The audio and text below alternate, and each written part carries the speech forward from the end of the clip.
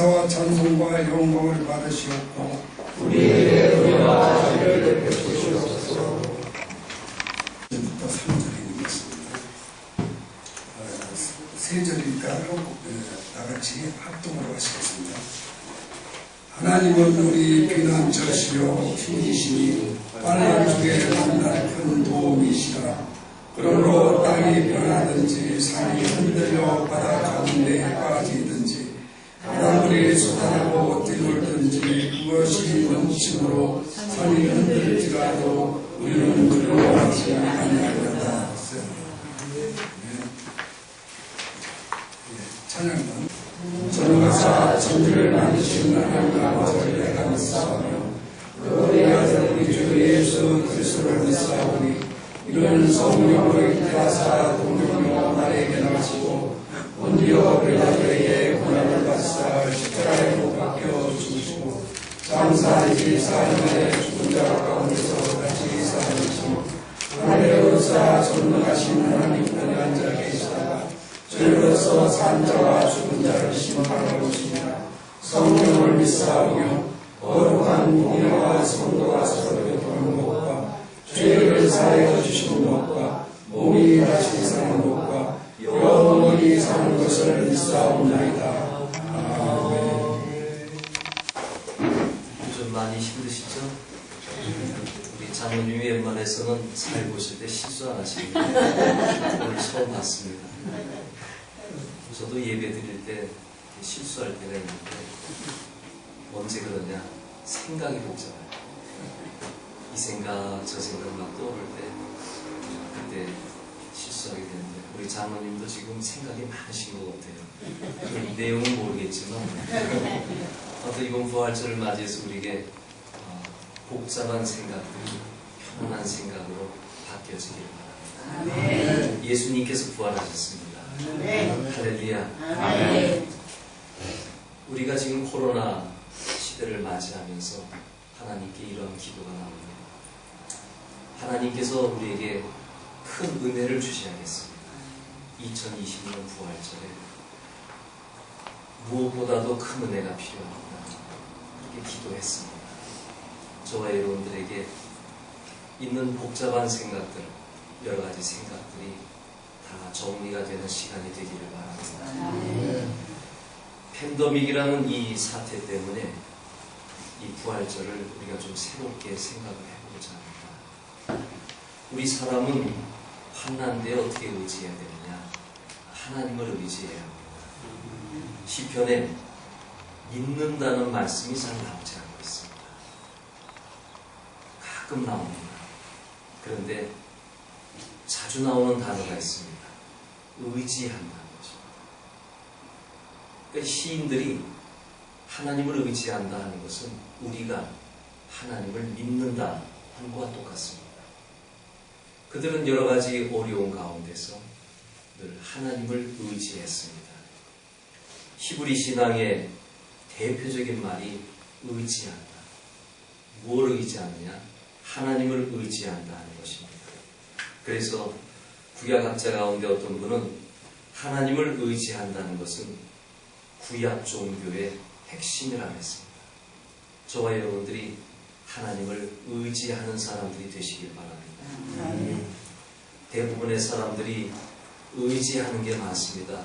사람들을 만나보면 어깨에 힘이 있는 사람들이 있습니다. 저 사람은 그리스도인도 아닌데 왜 저렇게 당당할까? 그럼 그 뒷배경에 뭔가 있습니다. 정치의 힘이 있든지 물질의 힘이 있든지 그리고 권력의 힘이 있든지 자기 자신의 지혜의 힘이 있든지 그래서 종종 그런 생각을 해봐요. 우리 그리스도인들은 때로는 초대교회 교인들처럼 연약하고 힘들 때가 있는데 세상 사람들은 잘 나가는 것 같고 얼굴을 봐도 당당해 보이고 그럴 때 속상하단 말이에요. 그런데 시인들은 이 세상을 의지하지 않았습니다. 그들이 의지한 것은 바로 하나님을 의지했습니다. 이것은 매우 중요한 이야기입니다. 그리스도인들의 삶에 있어서 하나님을 의지하는 것, 본문 1절에 보면 하나님은 우리의 피난처시요 힘이시니 그랬습니다.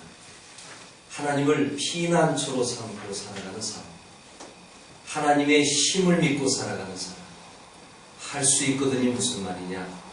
믿는 자에게 능치 못할 일이 없느니라 말씀하시는 주님에게 기대어서 사도 바울이 내게 능력 주시는 자 안에서 내가 모든 것을 할 수 있다고 고백하는 것처럼 우리들도 여호와는 나의 힘이시니 이 세상을 살아갈 때 든든하게 생각하시길 바랍니다. 시인들의 신앙 고백은 환난 속에서도 하나님을 의지했고 감사 속에서도 하나님을 의지했고 찬양 가운데 하나님을 의지했습니다. 그것은 변함없이 하나님이 나의 힘이 되시기 때문에 그러한 고백을 하면서 살아왔던 것입니다. 시편의 시인들은 하나님을 의지하는 가운데 낙관론자들이 다 됐습니다. 여의도 순복음교회 중요한 표, 긍정적이고 적극적이고 창조적이고 이게 왜 이렇게 나오느냐? 하나님을 믿기 때문입니다. 그가 찔림은 우리의 허물이 인함이고 그가 상함은 우리의 죄악을 인함이다. 그가 징계를 받으면 우리가 평화를 누리고 그가 채찍에 맞으면 우리가 나으리로도다. 우리 주 예수 그리스도의 힘이 얼마나 큰지 우리에게 평화를 주시고 우리를 치료하시고 우리에게 은혜 주시고 우리에게 능력 주시고 이러한 믿음 가운데서 우리는 하나님을 의지해 나가는 것입니다. 만약에 어려운 일이 다가왔을 때 시편에 이런 말씀이 있습니다. 시인에게 힘든 일이 다가왔습니다. 어려운 일이 다가왔습니다. 그때 친구가 와서 하는 얘기입니다. 너에게 어려운 일이 다가왔고 악인이 침범하고 있으니 빨리 산으로 도망하라 그랬습니다.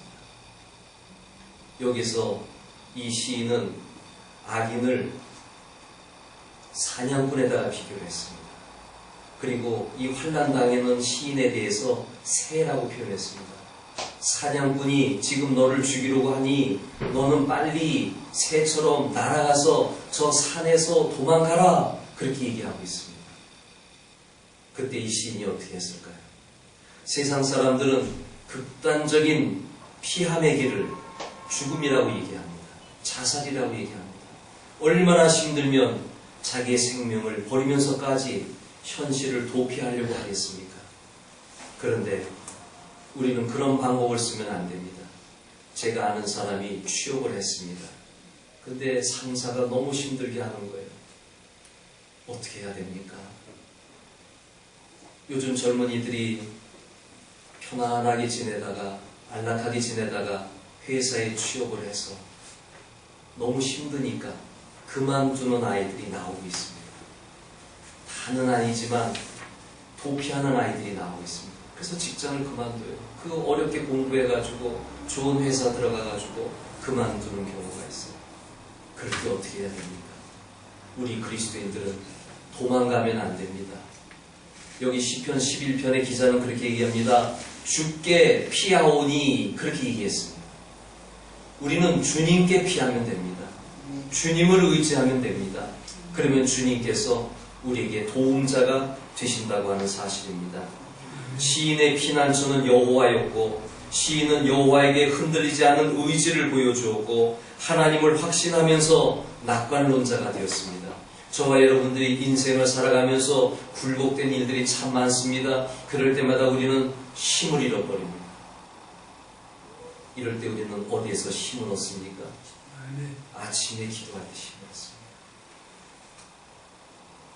하나님께 나아가서 하나님께 말씀드리면 환경은 변화되지 않았는데 내 마음이 단단해지기 시작합니다. 내 마음이 용기가 생겨나는 겁니다.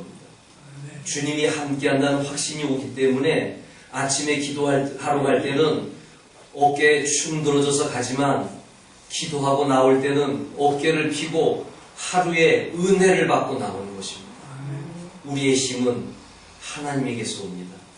이거를 계속 반복하면서 우리는 살아가는 거예요.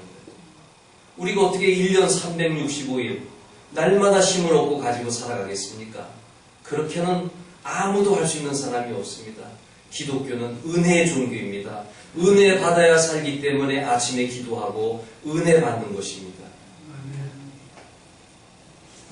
우리가 과거에 이스라엘의 신앙을 살펴볼 때 여호수아와 갈렙은 여호와께서 우리와 함께 하시면 우리는 그 땅으로 들어갈 수 있습니다라고 고백했던 것은 하나님을 의지했기 때문입니다. 우리 자신들도 시인들처럼 하나님을 신뢰하면 낙관론자가 되고 용기를 얻게 된다고 하는 것입니다. 본문 46편 1절로 3절은 루터에게 영감을 주었습니다. 산이 흔들려도 괜찮습니다. 땅이 요동해도 괜찮습니다. 왜냐하면 내가 하나님께 나아가기 때문입니다. 하나님께 피하기 때문입니다. 하나님을 의지하기 때문입니다. 루터에게 있어서는 이게 매우 중요했습니다. 보름스에서 자기를 출석하라고 얘기하는 거예요. 그 거대한 카톨릭과 싸울 때 그는 개인이었습니다. 일개 수도사였습니다. 공부는 해서 박사는 되었지만 그는 신학교 교수에 불과했을 것입니다. 그런데 그가 이제 가톨릭 앞에 나가게 될 때 그의 마음은 얼마나 두렵고 떨려오겠습니까? 보름스에 출석해가지고 나갈 때 그는 힘을 잃었습니다. 그런데 시편 46편을 읽는 가운데 그에게는 놀라운 용기가 생겨났습니다. 상상할 수 없는 초인간적인 용기가 생겨나게 됐습니다. 사람이 주는 용기가 아닙니다. 하나님이 주는 용기입니다. 하나님이 주는 힘입니다. 이 힘을 가지고 나아갔습니다. 당당하게 나아갔습니다. 그들은 얘기합니다. 너의 주장을 철회해라. 너가 얘기하는 신앙을 철회해라. 그러면 너를 용서해 주겠다고 얘기합니다. 그런데 루터는 하나님의 힘을 얻었기 때문에 나는 내 신앙을 바꿀 수 없습니다. 내가 양심을 가지고 있는 한 이 양심 안에서 나는 바꿀 수가 없습니다. 그리고 하나님께 기도합니다. 하나님, 내가 여기 있습니다. 나를 도와주시옵소서. 나와 함께하여 주옵소서. 그의 유명한 고백이었습니다. 아멘. 우리의 힘은 하나님으로부터입니다. 어느 상황에 처하든지 간에 하나님이 주시는 능력이 있기 때문에 많은 그리스도인들이 이겨낼 수 있었고 승리할 수 있었던 것입니다. 사랑하는 여러분, 오늘 본문 1절을 한번 잠깐 보시기 바랍니다. 여기 하나님은 우리의 피난처시요 힘이시니 환난 중에 만날 큰 도움이시라 그랬습니다. 여기 이 문장을 가만히 보시면 한국 성경에는 큰 도움이라 그랬습니다. 이 도움이 작은 도움이 아니라 크다 그랬습니다. 그런데 히브리어 원문에 보면 이 큰이라는 이 단어가 도움이라는 명사에 붙은 게 아니라 환난이라는 명사에 붙습니다. 형용사에 붙습니다. 그래서 원문에는 이렇게 되어 있는 겁니다. 하나님은 우리의 피난처시요 큰 힘이시니 환난 중에, 큰 환난 중에 만날 큰 도움이시라. 그러니까 원어에는 이 큰 자가 환난에 붙어 있는 겁니다. 그러니까 큰 도움이 아니라 큰 환난이에요. 그래서 이 시인이 당한 어려움은 큰 환난이었어요. 인간이 상상할 수 없는 큰 환난이었어요. 큰 어려움이었어요. 여기 왜 큰 도움에 들어가지 못하느냐? 하나님께는 큰 도움, 작은 도움이 없기 때문에 하나님의 도움은 그냥 도움이에요. 그게 크든 작든 그냥 도움이에요. 근데 환난은 큰 환난이 있고 작은 환난이 있어요. 이 시인은 큰 환난을 당했다. 인간으로서는 상상할 수 없는 그러한 어려움이 이 시인에게 다가왔을 때 1절 초반에 어떻게 했습니까? 하나님은 우리의 피난처시요 힘이시니 그랬습니다. 그리고 3절 끝에 우리는 두려워하지 아니하리로라 그랬습니다. 그러니까 우리가 오늘날 코로나 사태를 맞이하면서 이거는 큰 환난입니다. 이 환난에 우리는 어떻게 됩니까? 이 시편 기자는 하나님을 의지하는 것입니다. 그러는 가운데 용기를 얻어가지고 두려워하지 아니하리로다 이렇게 된 겁니다. 우리는 이 세상에서 살아가면서 이 시인처럼 크고 상상하지 못했던 불가항력적 우리가 할 수 없는 그러한 일들이 다가올 때가 있습니다.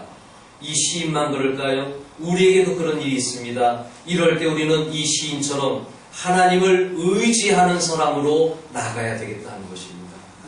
그럴 때 하나님은 우리의 피난처가 되시고 우리의 도움자가 되십니다. 시편 46편의 시인이나 이 본문에서 용기를 얻은 마틴 루터나 그리고 우리 자신까지도 하나님을 의지하시기 바랍니다. 저는 이 시편을 이번 고난주간에 묵상했습니다. 그런 가운데 하나님이 말씀을 주셔서 오늘 저와 여러분들이 함께 말씀의 교제를 나누게 되었는데, 시편에서 제가 늘 생각한 것은 결론은 그들이 감사할 시를 하든 찬양시를 하든 탄식시를 하든 고난시를 하든 결론은 하나님 의지한다는 것입니다. 예를 들어서 내가 감사합니다. 하나님께서 나를 도와주셨으니 감사합니다. 누구를 의지했던 거예요? 하나님 의지합니다. 하나님, 내가 당신을 찬양합니다. 왜 하나님을 찬양해요? 하나님의 손길이 있었기 때문에 찬양합니다. 그 다음에 고난이 있었습니다. 하나님, 나를 좀 살펴주세요. 나를 보살펴주세요. 내가 하나님만 바라봅니다. 하나님, 내가 어찌해야 되겠습니까? 하면서 하나님이 나를 도와주실 줄로 믿습니다. 이게 시편 기자들의 결론입니다. 그래서 이 시편은 우리가 늘 옆에 두고 읽어야 할 말씀 중에 하나인 것입니다. 이 세상에는 인간으로서는 상상하지 못할 일들이 많이 일어나는데 부활절이 그런 건 아닙니까? 예수님이 부활하셨다. 이건 상상할 수 없는 일이 일어나는 거예요. 우리 주님께서는 이런 일들을 변화시켜 주시는 분이시니까 부활신앙은 이게 상상할 수 없는 일이 일어난 것이기 때문에 그리스도인들은 이걸 믿는 겁니다. 옛날에 예수님의 제자들은 직접 예수님의 부활을 목격했습니다. 그 다음에 사도 바울은 예수님이 승천하신 이후에 예수님이 나타나셔가지고 그에게 직접 말씀하셔서 부활임을 확증했습니다. 우리는 어떠합니까? 우리는 예수님을 만나는 가운데 내 마음에 예수님이 느껴지고 내 마음에 예수님의 사랑이 감지가 되는 가운데 기쁨과 확신 속에서 예수님의 부활을 믿게 되는 것입니다. 인간이 한계를 경험할 때, 죽음을 경험할 때 어떻게 될까요? 죽을 병에 걸렸을 때 주님 붙잡고 의지하는 가운데 내 힘으로 할 수 없는 그 일을 만났을 때 주님을 의지하는 가운데 주님의 손길이 닿고 주님의 도움이 닿는 가운데 맞아, 예수님은 부활하셨지, 이 신앙이 믿어지게 되는 것입니다. 그러니까 이 세상에 상상하지 못할 일이 일어난다는 것은 그건 자연스러운 일이고 그 가운데 우리가 어떻게 해야 되겠냐 하는 것입니다. 이 시편 기자처럼 하나님을 의지하는 신앙 가운데 상상하지 못할 일이 상상할 수 있는 일로 바뀌어진다고 하는 것입니다. 거기에서 부활신앙이 생겨나게 되는 것입니다. 우리는 밋밋하게 하나님을 믿어가지고는 부활신앙을 가질 수가 없습니다. 어떻게 보면은 처음에 예수 믿을 때 부모가 예수 믿어서 나오는 사람들도 있지만 제가 볼 때는 대부분이 시련을 통해서 하나님께로 나오는 것 같아요. 힘들고 어려워서 어찌할 바를 모를 때 하나님을 의지하며 전도 듣고 나와서 하나님 살려주세요 기도하고 금식하고 주일마다 가서 부르짖고 그러는 가운데 정말 극적으로 어떤 때는 병도 낫고 어떤 때는 내 문제도 해결되고 어떤 때는 하나님을 만나는 체험까지 하게 되고 이러는 가운데 부활신앙이 일어나는 것 같아요. 그냥 교리적으로 예수님은 부활했습니다. 이렇게 해가지고는 부활신앙 가질 수가 없습니다. 여러분도 그렇게 됐으리라고 봅니다. 저도 그렇게 됐습니다. 이 부활신앙에 대한 확증은 나만이 아는 거예요. 내가 만난 예수 때문에 아는 거예요. 내 삶에 주님의 손길이 있었기 때문에 아는 겁니다. 그래서 사람들에게 예수님 부활했다고 그렇게 얘기할 수가 있는 것입니다. 여러분, 일제강점기를 지낼 때 이상화 시인이 이런 시를 썼습니다. 빼앗긴 들에도 봄은 온다. 빼앗긴 들은 우리 조국의 주권을 잃어버린 것을 얘기하는 것이고 봄은 광복을 얘기하는 것입니다. 이상화 시인이 있을 때 광복은 오지 않았습니다. 어려움만 계속됐습니다. 그러는 가운데 그는 이 시를 썼습니다. 빼앗긴들에도 봄은 오는가. 그러는 가운데 많은 사람들이 봄이 오기를 기다렸습니다. 그러나 광복이 오질 않았습니다. 이러는 가운데 친일파로 많이 돌아섰습니다. 반면에 이상화 시인은 끝까지 봄은 올 것이다, 광복은 올 것이다, 그 믿음을 가지는 가운데 젊은 나이에 죽었습니다마는 결과는 어떻게 됐습니까? 이 날에 봄은 왔습니다. 우리가 인내하고 기다리게 되면 봄은 오는 것입니다. 우리가 이 세상에 살아가는 동안에 하나님께서 주실 수도 있고 주지 않을 수도 있지만 인생의 숱한 어려움 가운데서 우리가 믿는 것은 이 시인의 고백처럼 하나님은 나의 힘이 되시기 때문에 반드시 이 어려움을 극복할 수 있도록 도와주신다는 확신이 있다고 하는 사실입니다. 긴 겨울 동안 나무들은 죽은 것 같았지만 어느새 새싹이 일어났고 몽우리가 맺혀졌고 저희 집에 뜰에 있는 꽃이 툭툭 터져가지고 환하게 웃고 있습니다. 겨울에 그 나무들이 다 죽은 것 같았는데 살아있잖아요. 부활이 없는 것 같은데 부활이 있잖아요. 우리의 신앙생활 가운데 하나님의 역사심이 있고 우리가 예수 그리스도를 믿을 때 부활신앙을 가지게 되는 것입니다. 예수님은 우리의 모든 삶에 새로운 부활을 만들어 주십니다. 지난 주간에 시편을 묵상하는 가운데 사람에 대한 이야기가 나왔습니다. 우리는 보통 사람을 얘기할 때 이게 좀 어려운 얘기인 것 같지만 다 아실 것입니다. 사람을 3분법으로 나누느냐 2분법으로 나누느냐 하나로 나누느냐 그렇게 얘기들 합니다. 영과 혼과 몸으로 구분하는 걸 3분법이라고 그러고 영혼과 몸으로 구분하는 걸 2분법이라고 합니다.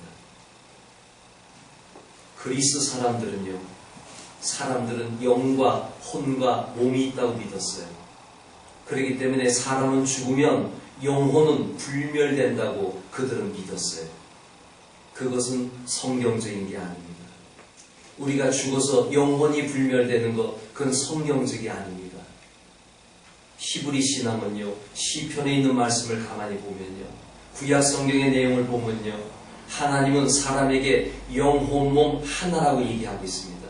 이게 분리되어 있는 것이 아닙니다. 그래서 구약 성경에 영혼 구원이라는 얘기가 나오지 않습니다. 우리 사람은 통째예요. 전체예요. 하나예요. 영혼, 몸이 일체로 된 부분이에요. 그래서 시인들이 하나님께 하소연할 때 그땐 영혼의 부르짖음이 아니라 내 육이 괴롭습니다. 내 마음이 괴롭습니다. 나 살기 어렵습니다. 그렇게 한탄하는 거예요. 그때 하나님이 다가옵니다.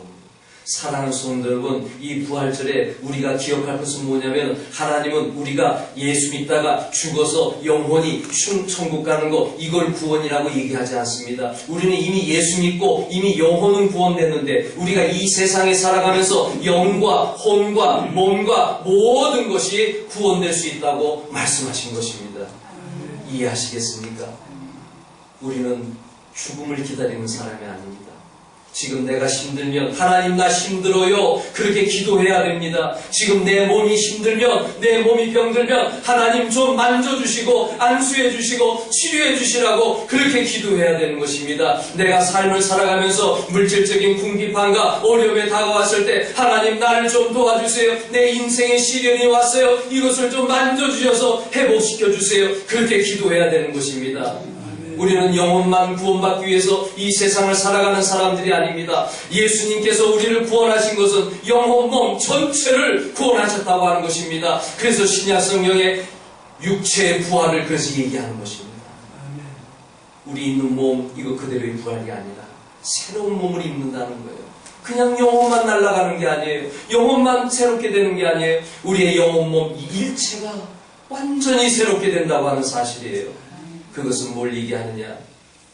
우리가 하나님 믿는다는 것은 영적인 세계를 상상해서만 믿는 것이 아니라 이미 이 세상에서 나와 주님을 만나는 것입니다. 내 몸을 그대로 만나는 것입니다. 내 상태 그대로 만나는 것입니다. 결론적인 말씀은 그것입니다. 2020년 부활절에 우리에게는 누구보다도 특별히 큰 은혜가 필요합니다. 특별히 코로나 사태를 맞이하면서 우리에게는 정말 큰 은혜가 필요합니다. 그래서 우리는 하나님께 기도하는 것입니다. 하나님, 이 코로나가 빨리 지나가도록 도와주십시오. 이거 우리가 기도할 얘기입니다. 하나님의 은혜가 필요하니까 하나님을 의지하는 겁니다. 그리고 목사로서 이렇게 기도합니다. 이 부활절에는 온 교회들이 예배를 드릴 텐데 지금까지는 참았고 지금은 오늘은 특별한 날이니까 오늘은 예배를 많이 드릴 텐데 하나님, 예배 드릴 때 전염병이 옮겨지지 않게 해주세요. 확진자가 나왔다는 소리 들리지 않게 해주세요. 하나님의 영광을 가리니 예배 드리는 가운데 확진자가 나왔다는 얘기 들리면 하나님의 이름의 영광을 가리니 하나님, 이번 부활절에 예배 드리는 교회들마다 성도들마다 하나님 지켜주셔서 한 명의 확진자도 나오지 않았다고 그렇게 소문이 들리게 해주세요. 기도하게 되는 것입니다.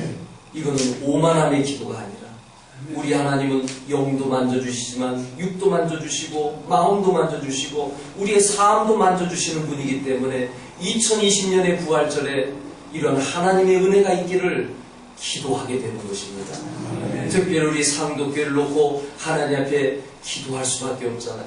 하나님이 2020년 부활절에 상도교회에 은혜를 베풀어 주셔서 하루빨리 문제가 해결되어지고 하나님의 영광이 드러날 수 있도록 이 교회가 조속한 시일 내에 해결될 수 있도록 하나님 도와주세요. 왜 우리가 이렇게 기도합니까? 하나님은 영혼 몸 전체를 다스려주는 분이니까요. 사랑하는 성도 여러분, 2020년 부활절에 우리는 기도해야 됩니다. 사탄은 성경은 이렇게 얘기합니다. 도적이 오는 것은 죽이고 멸망시키는 것이라고 했습니다. 시진핑 주석이 저렇게 코로나 사태가 벌어졌을 때 쉬쉬하고 덥다가 이것이 전 세계로 퍼지는 원흉이 되어버리고 말았습니다. 죽음이 전 세계를 덮게 되었습니다. 사탄의 역사는 죽음의 역사입니다. 실패의 역사입니다. 가난의 역사입니다. 질병의 역사입니다. 그러나 예수님께서 말씀하십니다. 내가 온 것은 양으로 생명을 얻게 하고 더 풍성히 얻게 하려 함이라. 생명이란 무엇입니까? 살리는 것입니다. 내 영을 살립니다. 내 몸을 살립니다. 내 혼을 살립니다. 내 삶을 살립니다. 살리는 것이라고 예수님께서 말씀하셨습니다. 성도 여러분, 그러기 우리는 기도할 내용들이 너무나 많습니다. 특별히 2022년 부활절에 오늘 제가 말씀드린 코로나를 위해서도 기도하시고 우리 상도교회를 위해서도 기도하시고 여러분의 삶의 각 부분마다 주님이 만져주시다 믿음을 가지고 기도하시기 바랍니다. 2020년 부활절에 하나님의 큰 은혜가 임하기를 바랍니다. 우리 1분 동안만 합심으로 기도하겠습니다. 은혜가 많으신 아버지 하나님, 우리를 위하여서 영과 혼과 모든 것들을 구원하여 주시오니 감사합니다. 주님의 부활을 환영합니다. 상도교회에 함께하여 주시옵소서. 조속하게 해결되게 하여 주시옵소서. 사탄이 틈타지 못하게 하여 주시옵소서. 분열의 영이 틈타지 못하게 하여 주시옵소서. 아버지 하나님, 분열하는 세력들이 많이 있습니다. 지방을 분열시킵니다. 교회를 분열시킵니다. 가정을 분열시킵니다. 주님, 사탄의 역사를 막아주시고 오직 성령님께서 함께하여 주셔서 영으로 역사하여 주시옵소서. 생명으로 역사하여 주셔서 아버지 상도교회가 회복되는 역사가 나타나게 하여 주시옵소서. 코로나를 잠식시켜 주시옵소서. 코로나 전염병이 제거되게 하여 주시옵소서. 우리 주님의 권능의 손으로 역사하여 주시옵소서. 우리 사랑하는 성도들 이 세상에 살아가면서 힘들고 어려운 가운데 여러 가지 일들이 있을 것입니다. 아버지 도와주시옵소서. 우리의 영혼 몸을 구원하여 주신 예수님이시여, 우리 성도들의 각 가정을 어루만져 주시고 저들의 개인을 어루만져 주셔서 주님의 강한 녹세 역사가 나타나 말미암아 아버지 하나님 영혼이 잘되고 범사가 잘되고 강건한 역사가 나타나게 하여 주시옵소서. 오늘 우리의 기도를 들어주신 줄로 믿습니다. 예수님의 이름으로 기도하옵나이다. 아멘. Oh